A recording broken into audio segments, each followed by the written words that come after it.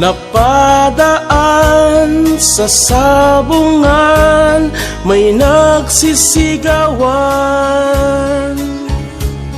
Nung aking tingnan, manok na pula, mukhang matapang.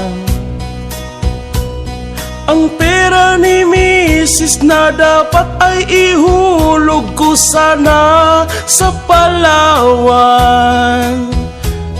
Aking pinusta sa manok na pula, mukhang tatama yan, nagsimula ang salpukan.